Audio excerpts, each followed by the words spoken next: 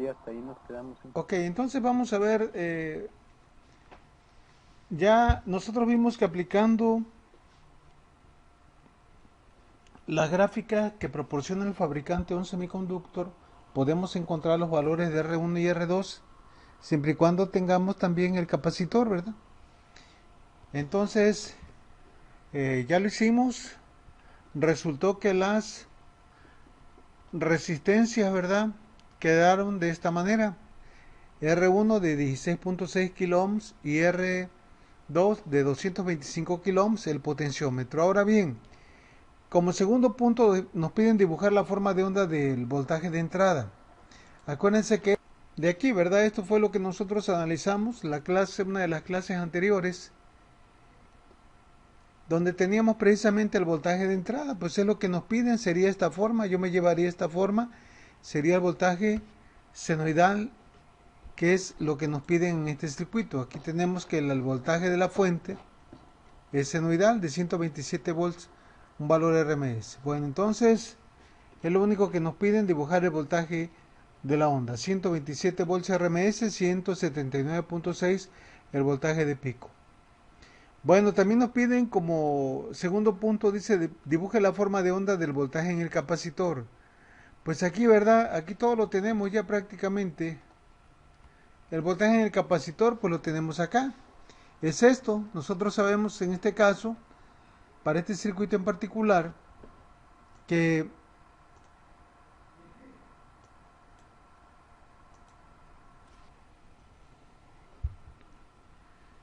la carga del capacitor, ¿verdad? O el capacitor, mejor dicho, se va a cargar hasta el voltaje de rompimiento del diac. Habíamos comentado que el voltaje de rompimiento del diac pues oscilaba entre 26 a 32 volts, aunque también les dije que podíamos encontrarnos diacs que tuvieran un voltaje de rompimiento mayor a eso.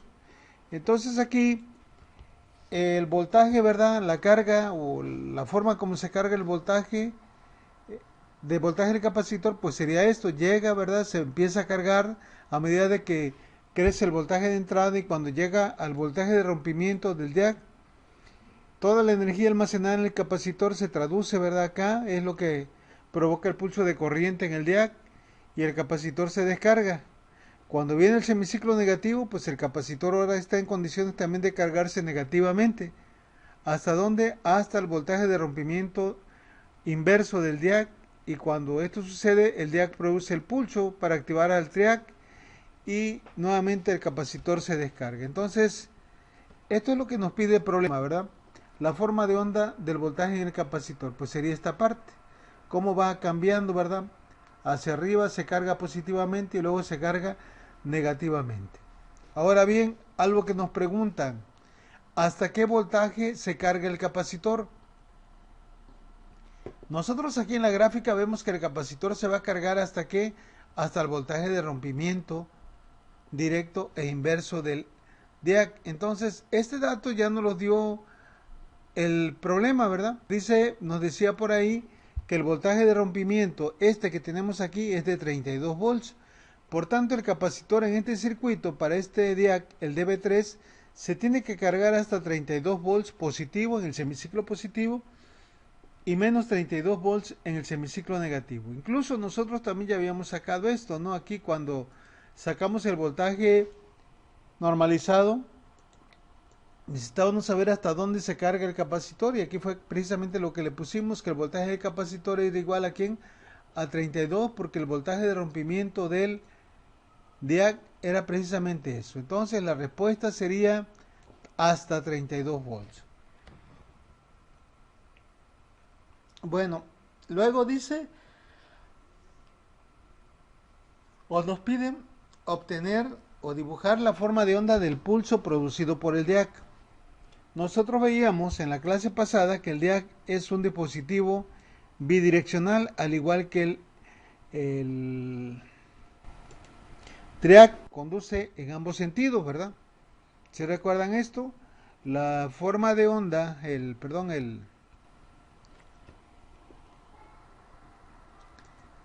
la gráfica, ¿verdad? La curva característica de corriente voltaje del DIAC, pues era esta, ¿no? Esto quería decir que conducía de manera para el semiciclo o para un voltaje positivo o bien con un voltaje negativo. Pero se tenía que llegar a un voltaje que se llama voltaje de rompimiento. Para el caso positivo se le llama directo, para el caso negativo se le llama inverso. Bueno, entonces aquí también tenemos nosotros esta figura, ¿verdad? La estamos tomando todo, de ahí estamos sacando, ya sacamos el voltaje de entrada, el voltaje al cual se carga el capacitor, y aquí ahorita vamos a sacar precisamente los pulsos, vamos a sacar la gráfica de los pulsos producidos por el DIAC, perdón. Aquí vemos, ¿verdad? Aquí vemos que el pulso se genera precisamente cuando el voltaje del capacitor se iguala con el voltaje de rompimiento directo. En ese momento, el DIAC produce un pulso de corriente positivo, porque el capacitor está cargado positivamente. Ya una vez que ese pulso, ¿verdad?, se generó, el DIAC vuelve, ya una vez que produjo ese pulso de corriente, el DIAC otra vez vuelve a estar en estado de bloqueo. Y el capacitor se descargó debido a ese esfuerzo que hizo. Luego, para el semiciclo negativo, ¿verdad?, el capacitor se vuelve a cargar hasta el voltaje de rompimiento, y cuando se igualan el voltaje de rompimiento con la carga del capacitor, ahora el DIAC produce un pulso de corriente negativo. ¿Por qué negativo? Porque el capacitor tiene carga ahora negativa. Y cuando se activa, cuando produce el pulso, el DIAC, en ese momento se dispara el triac, tanto para el semiciclo positivo como para el semiciclo negativo. Decíamos la otra en una de las clases pasadas, o cuando empezamos a ver este circuito, que siempre, ¿verdad?, va a estar trabajando de manera conjunta el triac y el DIAC. ¿Por qué razón?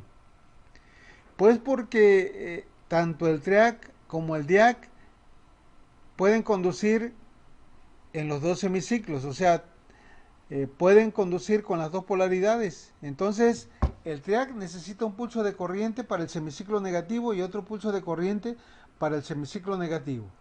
Y esto precisamente se lo proporciona el DIAC. Bueno, entonces, lo que nos pedían aquí, ¿verdad?, dibujar la forma de onda del pulso producido por el DIAC, pues sería lo que ya teníamos por ahí, esto de acá.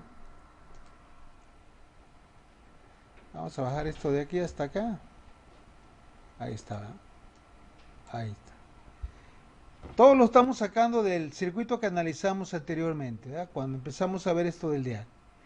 Ahora bien, dice dibuje la forma de onda del voltaje de salida. Bueno, el voltaje de salida aquí lo dibujé, pero no me dijeron para un ángulo tal, ¿sí? Pero no importa, o sea, no nos especifican, por eso yo lo dibujé así. Ustedes lo pudieron haber dibujado con un ángulo de disparo de 30, de 70, no importa. A menos que les digan, dibuje la forma de onda del voltaje de salida para un ángulo de disparo de 60, de 45, de 30, entonces hay que ser más específicos. Porque aquí, ¿verdad?, en la gráfica que venimos analizando, podemos ver que el voltaje de salida, o mejor dicho, este circuito está trabajando con un ángulo de disparo de ¿cuánto? ¿Cuántos grados habrá de aquí a acá? ¿Me podrían decir?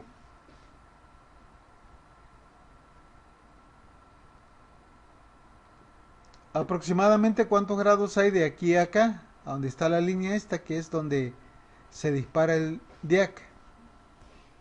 Unos 80 grados. Unos 80 grados, ¿sí están de acuerdo todos? No, ¿Cuánto hay de aquí hasta acá? Unos 20, unos 10. De aquí hasta allá están 180 grados. Ok, de aquí a acá, ¿cuánto 90 hay? grados. 90. Entonces, de aquí a acá, ¿cuánto habría? Bueno, 45. ahora creo que 45. Más o menos, ¿verdad? Como unos 45, 40 grados. ¿Ok? Esta, ¿verdad?, es la forma de onda del voltaje de salida cuando el ángulo de disparo es de aproximadamente 45 grados. Y la que ustedes tienen aquí, o la que les va a aparecer ahí en el circuito, ¿de cuánto sería? Como de cuántos grados estaríamos hablando aquí. 120 grados. Más o menos, ¿verdad? Como unos 120 grados. Y ya la pregunta del millón, que luego cometen errores en esta última pregunta, nos dicen, ¿verdad?, de qué tipo de sistema se trata. ¿Será un rectificador? Acuérdense, rectificador es aquel sistema que convierte corriente alterna en una corriente de una sola polaridad positiva, y aquí no, ¿verdad? Aquí vemos que el voltaje de salida, el voltaje que le llega a la carga, en un momento es positivo y en el otro momento es negativo, y así se va alternando. Entonces, a esto se le llama controlador de voltaje DCA. Únicamente, ¿verdad?, modifica el voltaje RMS de la señal alterna, pero en ningún momento rectifica. Bueno, preguntas con este problema hasta ahorita, con lo que tenemos.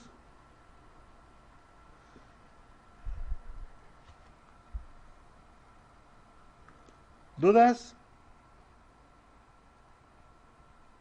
Ninguna hasta ahora de mi parte. ¿No se escucha casi? No, profe. Muy bien, vamos a ver otro ejemplo de este tipo, ¿verdad? Vamos a ver este.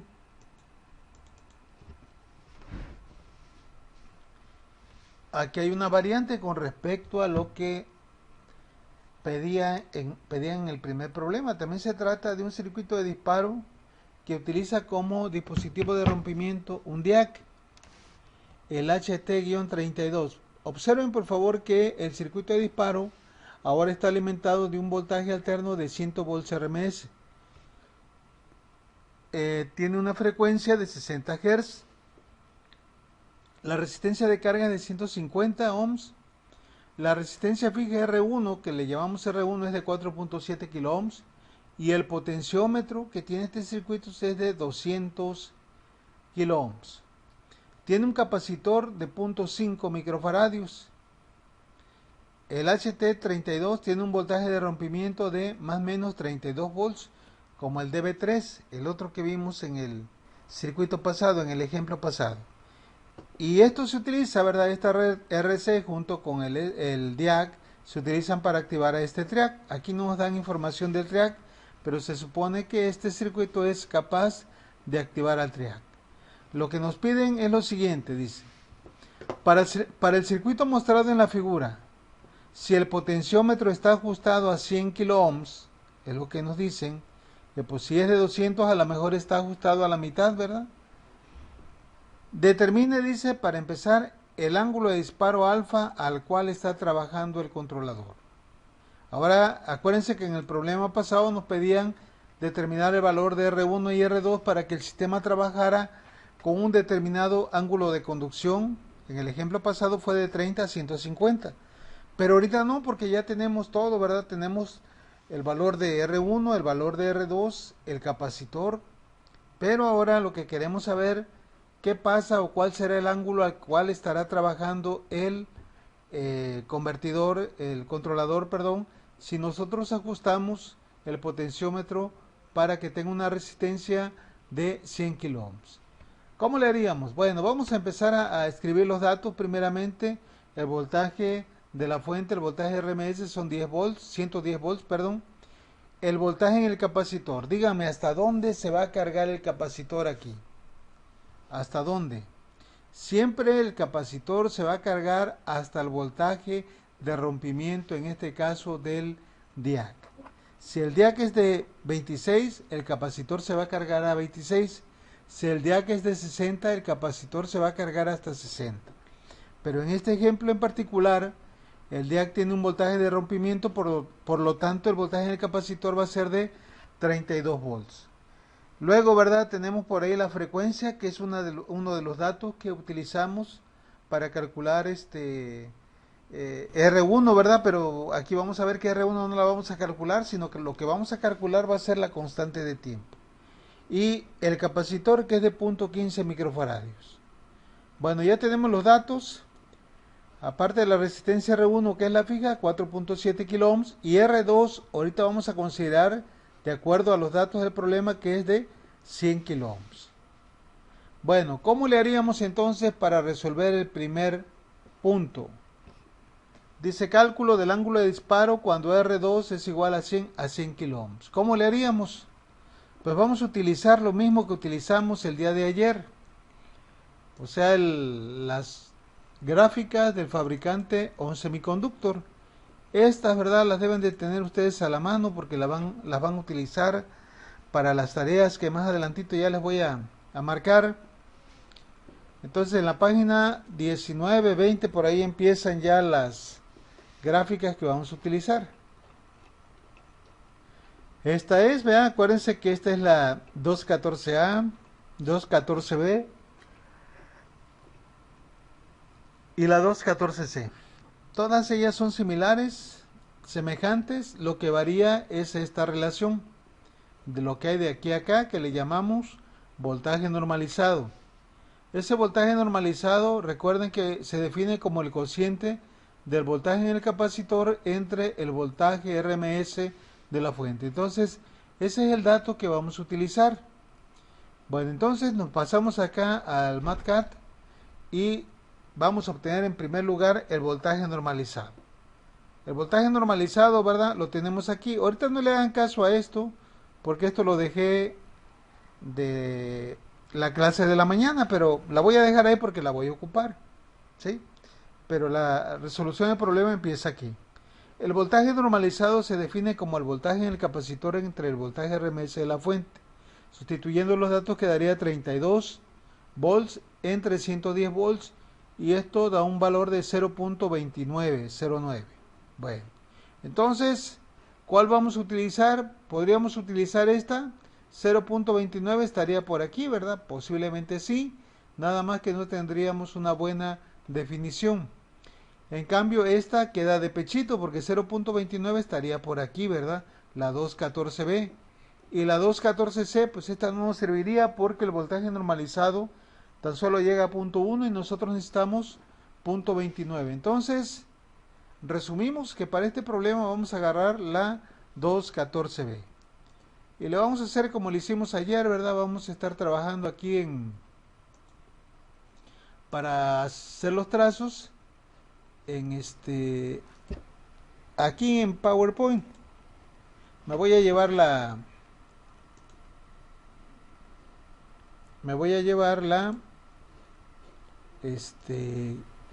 imagen de aquí, voy a copiarla para que yo la pueda editar allá en PowerPoint. Aquí tenemos la imagen y ya la tenemos. Ahora sí, ¿verdad? Ya que tenemos la imagen, vamos a empezar a ubicar el voltaje normalizado, VN, lo que acabamos de hacer, si recuerdan. Entonces vamos a tirar una línea en la magnitud de 0.29. ¿Les parece que por ahí sería 0.29 o no? Más o menos, ¿verdad? Aquí no podemos tener tanta precisión, va a depender de la óptica de cada quien. Bueno, ahí tenemos esto, ya tenemos el voltaje normalizado. ¿Se acuerdan ayer que nosotros tiramos luego otras líneas? ¿Sí recuerdan el problema de ayer? Tiramos unas líneas tomando como referencia a quién. ¿Qué decía el problema? El ángulo de conducción, que fuera de ¿cuánto? De 30 y de 150 grados, ¿sí recuerdan? Bueno, pues eso no va a ser el caso ahorita, porque no nos dan ese dato. Ya el sistema está diseñado, no sabemos para cuánto, sí lo podemos saber, ¿verdad?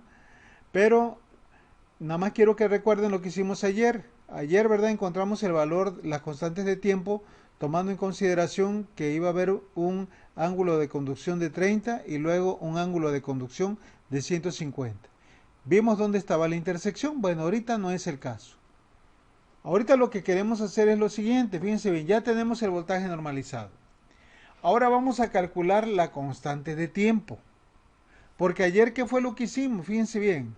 Nosotros, una vez que nosotros hicimos esto aquí, ¿verdad? Por ejemplo, para un ángulo de conducción de 150, vimos aquí la intersección de las dos líneas. En este punto, el valor de tau, de la constante de tiempo. ¿Sí? Ahora, nosotros vamos a hacerlo al revés. Tenemos los datos suficientes para calcular la constante de tiempo. Porque ya tenemos todo, tenemos la resistencia, el capacitor, todo. Entonces aquí nosotros vamos a calcular la constante de tiempo T2. La constante de tiempo Tau 2 o T2 es lo mismo, porque algunos autores la manejan como Tau 2 utilizando la letra griega T, o bien Tau, perdón, o bien la letra, el alfabeto T, ¿verdad? Con la letra del alfabeto T, perdón. Ahora bien, voy a sacar una constante de tiempo, fíjense bien, considerando lo siguiente. Nos dicen, ¿cuál será el ángulo de disparo? Me voy a regresar. Alfa, al cual está trabajando el controlador de voltaje DCA, si el potenciómetro está ajustado a 100 kilo ohms. ¿Qué quiere decir esto? Pues que la resistencia fija todo el tiempo va a estar, ¿verdad? Pero también está ahorita también presente la resistencia variable y está ajustada a ¿cuánto? A 100 kilo ohms. Entonces nosotros ayer vimos tres ecuaciones, una para sacar el voltaje normalizado, otra para sacar R1 y otra para sacar R2. Entonces la constante de tiempo que quiero sacar la voy a sacar en base a esta ecuación, porque ahorita está presente R1 que vale 4.7 kilos y R2 que vale 100 kilos. Entonces vamos a despejar de aquí, ¿verdad? R2. Vamos aquí, perdón, a despejar Tau 2 y nos quedaría esto así, ¿verdad? Pasa acá y esto está multiplicando, está dividiendo, perdón, pasaría multiplicando a estos dos. ¿Sí me entienden? De tal manera que la constante T2 quedaría así. El producto de R1 más R2 multiplicado por 2, C y F. Acuérdense que el orden en los factores no altera el producto, entonces ahí la tenemos. Sustituyendo los datos de cada uno sería 4.7 para R1, 100 kilo ohms, que es el dato que nos dan, la frecuencia de 60 Hz, el capacitor de 1.5 microfaradios nos resulta una constante de tiempo de 1.88 segundos. Ahora, ¿qué vamos a hacer? Ya con la constante de tiempo vamos a utilizar la gráfica del fabricante. Estamos haciéndolo al revés de como lo hicimos ayer. Aquí la voy a tener para que ustedes vean y lo recordemos aquí esto. A ver, yo quiero que me encuentren ustedes, quiero que encuentren por favor donde habrá una constante de tiempo de 0.88. Entonces ahí es donde voy a interceder. Por ejemplo aquí, ¿verdad? Si pusiera yo esta línea vertical azul aquí y veo la intersección de la roja con la azul, ¿cuál sería la constante de tiempo ahí? ¿Me podrían decir?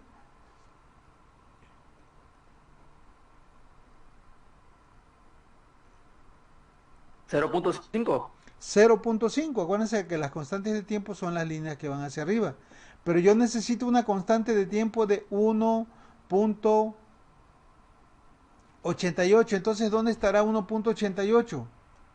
Pues 1.88 está más para acá, ¿verdad? Debe de estar entre ¿cuánto? 1.88 debe estar entre 1.5 y 2. Entonces la voy a mover hacia acá. Acá sería 2. La mitad aquí entre 1.5 y 2, ¿cuánto sería?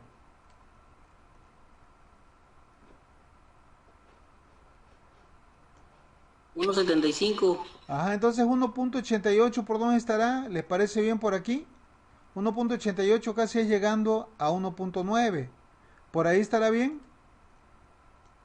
Pues es algo aproximado. Fíjense entonces, ahí voy a dejar la constante T2. Ajá, ¿alguien iba a hablar? Dígame. ¿O no hay participación? No sé si va alguien No, a... la pregunta que dijo que ahí está bien. Ok, entonces, ¿qué vamos a hacer? ¿Qué es lo que nos pide el problema? El ángulo de disparo. Entonces, ahora nos vamos a mover hacia abajo. Fíjense bien. ¿A dónde llega la línea azul?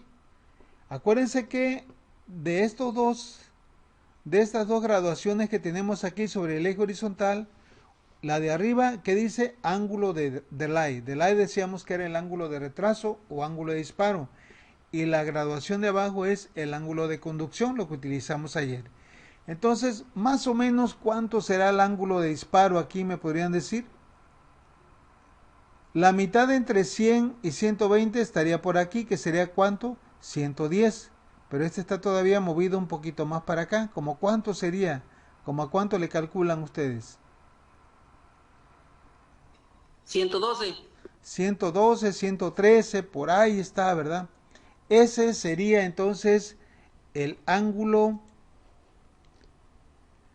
de disparo. Entonces aquí, ¿verdad? El problema que ustedes tienen aquí dice con el valor de la constante de tiempo y el voltaje normalizado se utiliza la gráfica 2.14. Aquí tenemos esta, ¿verdad? Y vemos que el ángulo de disparo aquí salió de cuánto. Aquí hay un poquito, más o menos ahí está. Yo aquí le estoy poniendo de 115, pero ahí ustedes ven, puede ser 114, 113, no hay tanto problema por eso. 1 o 2 grados no van a hacer la diferencia en el funcionamiento de un rectificador, de un controlador en este caso. No sé si hay alguna pregunta con esto que acabamos de hacer, si quedó claro cómo le hicimos el procedimiento. Tuvimos que sacarle el voltaje normalizado, y ya una vez que sacamos el voltaje normalizado, colocamos aquí, ¿verdad? Una vez que sacamos el voltaje normalizado, también sacamos la constante de tiempo. Y ya trazamos una línea recta vertical y vimos cuál era el valor del ángulo. Lo voy a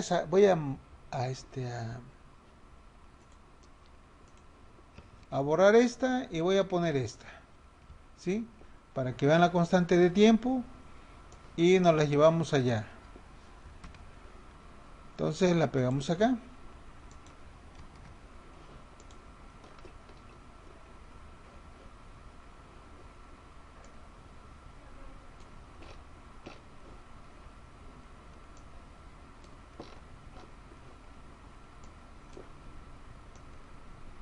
Yo creo que esta está más entendible, ¿no? Para que coincida con cuánto dijimos, 113, 112, por ahí así, ahí la tenemos, ¿sale?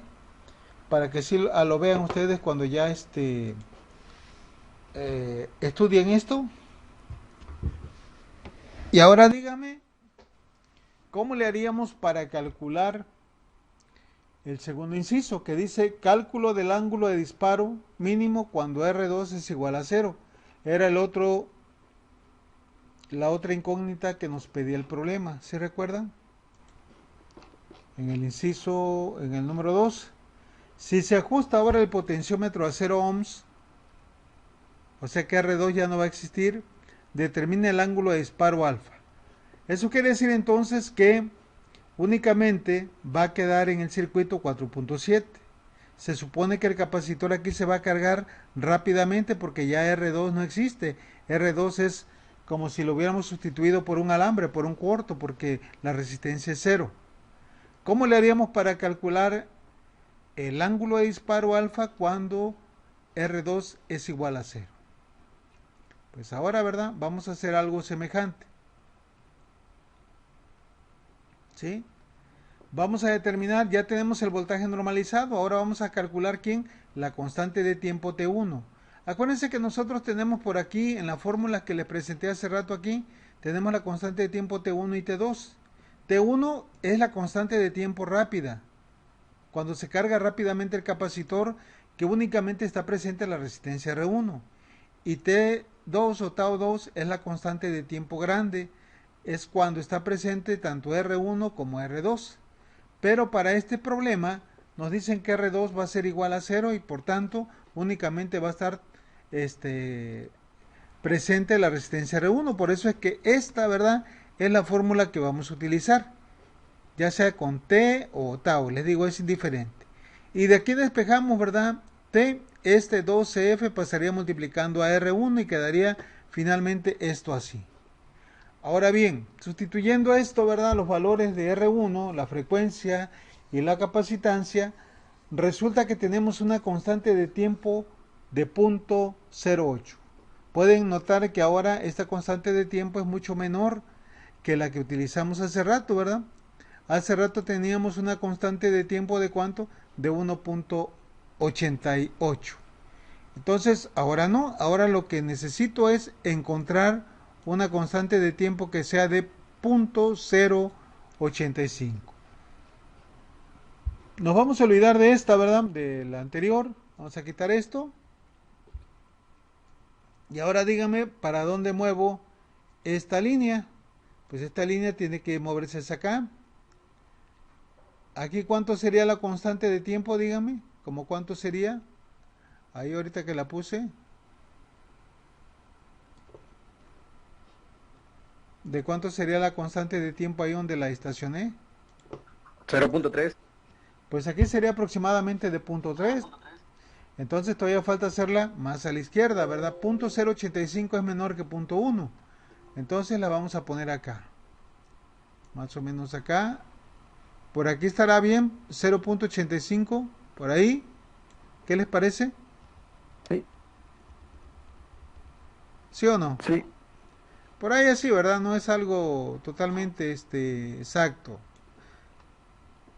Ahí la tenemos y ahora sí, ¿verdad? Teniendo esto, aquí, a ver, permítame tantito. Me la voy a llevar allá.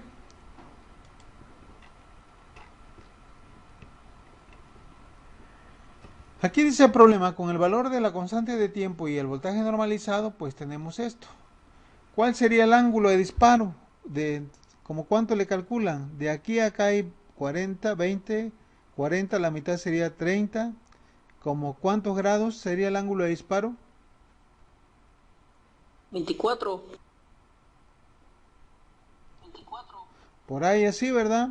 Como unos 24 grados. Entonces, pueden ver que con las gráficas de este fabricante podemos ya sea diseñar el sistema para que el valor de R1 y R2 hagan que el sistema trabaje dentro de un rango ya sea de 30 a 150, de 20 a 160, pero incluso también ya una vez si el sistema está diseñado, mediante ellas podemos saber o podemos encontrar en qué situación está trabajando el controlador, perdón, dependiendo del ajuste que tenga la resistencia R2.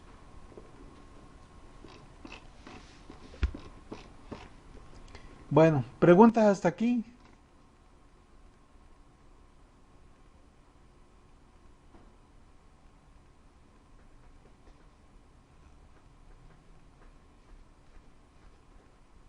¿Dudas?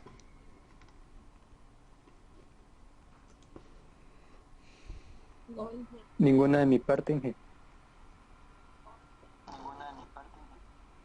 ¿Los demás qué dicen? Ninguna IG.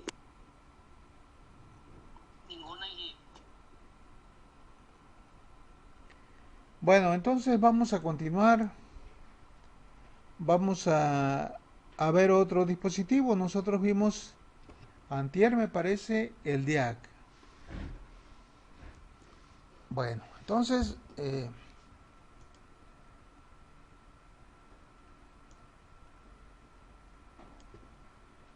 vamos a ver otro dispositivo. Ustedes aquí, sus apuntes, viene esto. Viene todo resuelto.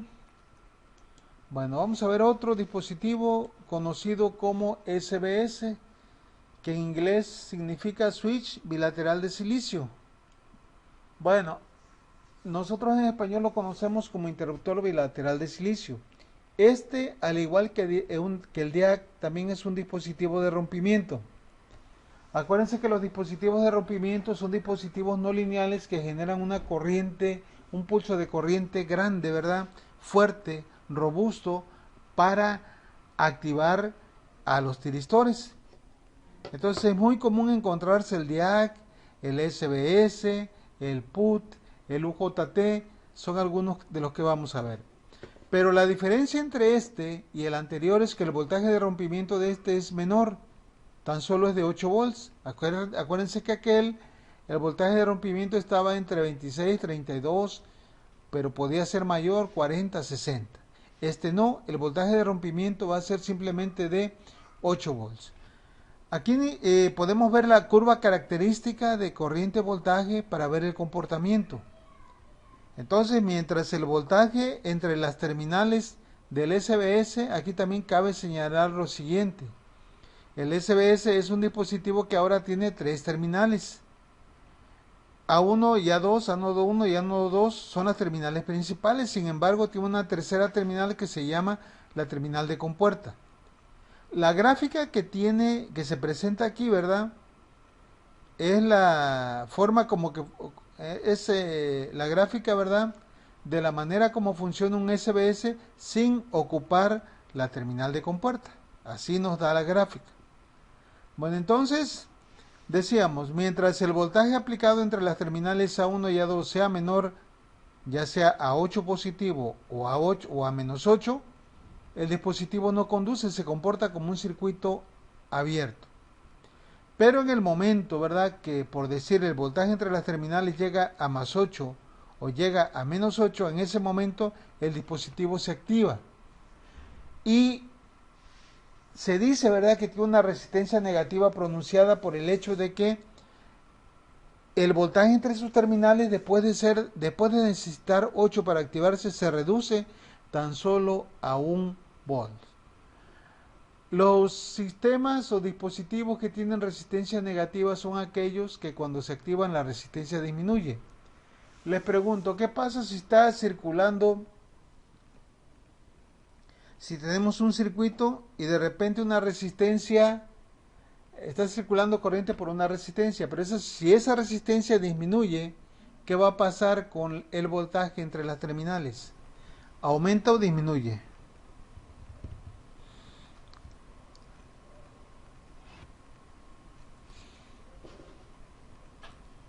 Pregunto.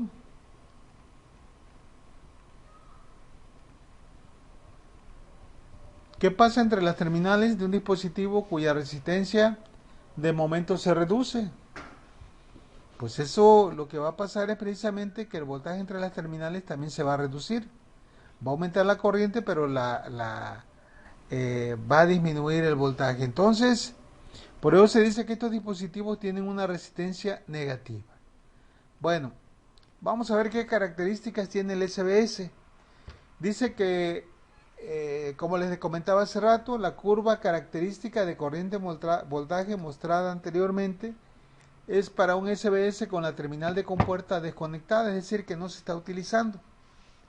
Dice, observe que cuando el SBS entra en conducción, el voltaje a través de sus terminales de ánodo a ánodo, o sea, entre los ánodos 1 y ánodo 2, decae aproximadamente a 1 volts. Aquí vemos, ¿verdad?, que de 8 se reduce a 1 volts o bien a menos 1 volts si se activó por el lado negativo. ¿Qué ventajas tiene con respecto al DIAC? Tiene una conmutación más rigurosa, ¿sí? Es más estable térmicamente, o sea que no le afecta tanto la temperatura como al DIAC.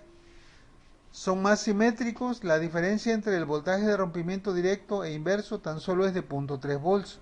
Acuérdense que en el DIAC la diferencia entre el BBO más y BBO menos era de 3 volts, o sea, mucho mayor. Y la difusión por lote es menor a 0.1 volts, o sea, en cuanto al valor del voltaje de rompimiento. De un lote de fabricación a otro lote no hay una gran variación. Bueno, vamos a continuar entonces. ¿Cómo vamos a hacer o para qué sirve, verdad, la compuerta, la terminal de control? Bueno, la terminal de control se utiliza cuando nosotros queremos alterar el voltaje de rompimiento.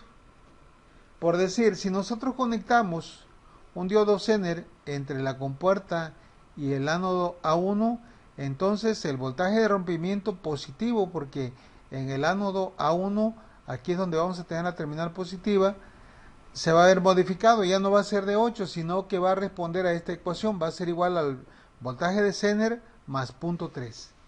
Suponiendo que el voltaje de Zener de este diodo Zener sea de 3.3, pues el voltaje de rompimiento sería de 3.9. Si el voltaje de Zener fuera, por decir, de 5 volts, pues ya sería de 5.6 volts. De esta manera podemos nosotros modificar el voltaje de rompimiento. Esto ya sería para cuestiones un poquito más especiales. Aquí sobre todo para un circuito de disparo, pues no. Bueno, si nosotros conectamos el diodo Zener de este lado, pues el voltaje de rompimiento inverso que va a tener acá en A2, ese no se ve afectado, sigue siendo de menos 8. Bueno, preguntas, dudas que tengan al respecto de este dispositivo. Es muy semejante al que ya vimos, al DIAC.